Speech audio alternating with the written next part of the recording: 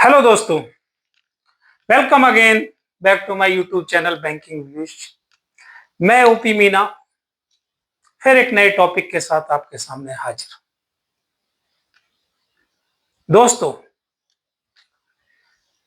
जैसा कि मैं लगातार बैंकिंग से जो भी रिलेटेड हैं उनकी इंफॉर्मेशन आपको देता रहता हूं, मैं चाहूंगा कि आज एक फिर नए टॉपिक पर बात करें। और दोस्तों, आज का जो नया टॉपिक है वो है bank fraud general precaution. Fraud बहुत तरह के होते हैं, डॉक्यूमेंट्री फ्रॉड या साइबर फ्रॉड, जानबूझ के किए फ्रॉड, मतलब होना फाइड जिसे कहते हैं। आप एक बात मान के चलें, कुछ फ्रॉडों से बचा जा सकता है। खास तौर से आम आदमी की बात करते हैं हम। आम आदमी अपना अकाउंट रखता है और बैंकिंग से रिलेटेड उसे कई बार, वैसे तो बैंक का जिक्र आते ही एक ट्रस्ट पैदा होता है कि बैंक मेरा है और मेरा सारा कुछ बैंक ने सुरक्षित रख रखा है। नो डाउट, बैंक बहुत ज्यादा गाइडलाइन के थ्रू, मैन पावर के थ्रू, टेक्नोलॉजी के थ्रू आपकी मदद करता है। लेकिन फिर भी कभी आपके पास कोई ऐसा मन में शंका हो तो हम जनरल एक टॉपिक पे बात करते हैं। आज बात करते हैं कि जनरल फ्रॉड। जनरल फ्रॉड क्या कहते हैं? छोटी छोटी बातों से हम परेशान हो जाते हैं और उनसे कैसे बचा जा सकता है।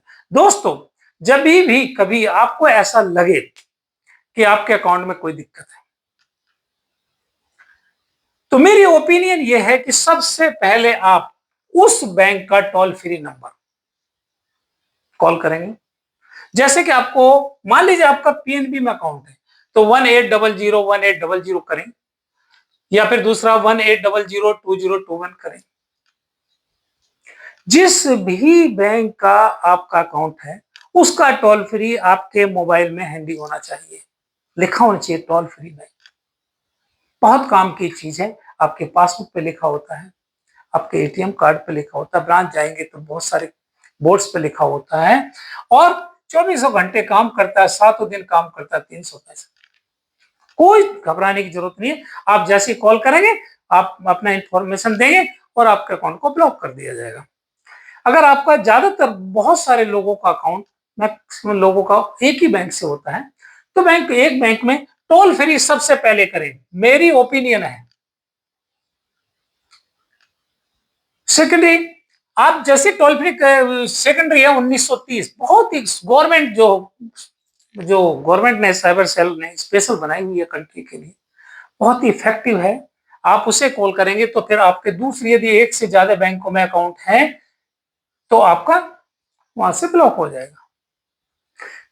फर्स्ट ऑफ ऑल तो आप अपना बैंक का टोल फ्री यूज करें तो आपको फटाफट आपके बैंक से मदद मिलेगी, ये मेरा दावा है।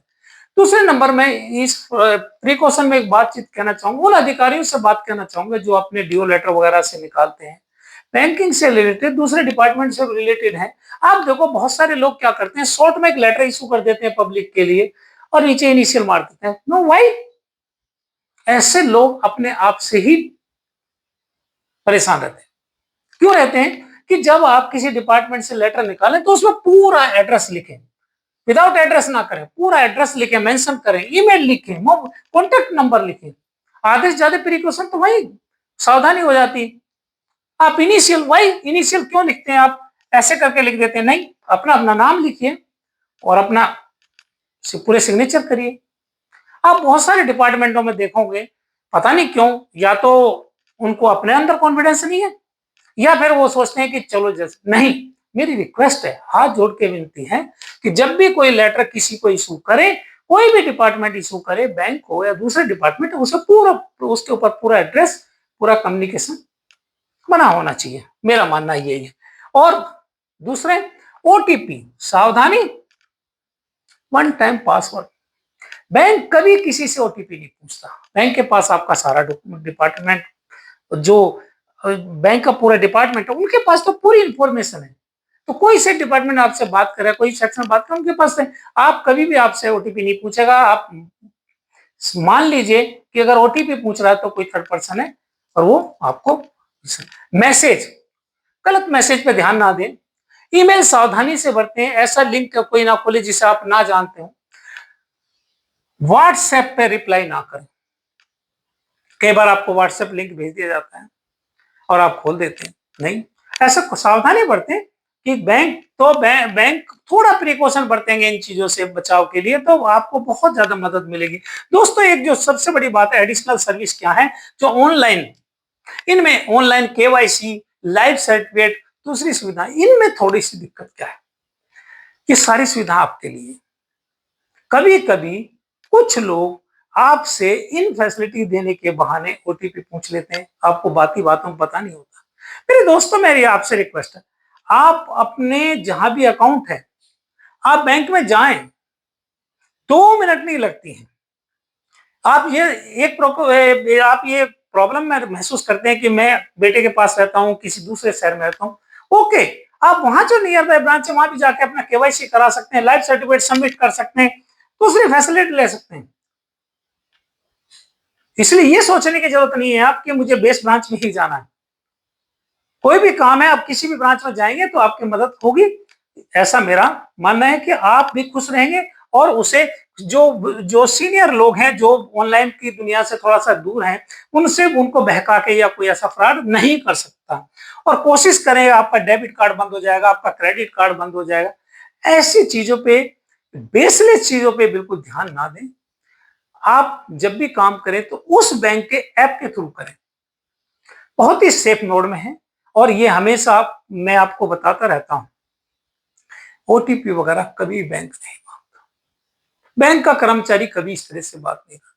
तो इसलिए सावधानी बरतें और टोल फ्री हमेशा अपने मोबाइल के में मेंशन करके रखें। और यदि एक से ज्यादा है तो 1930 को यूज करें।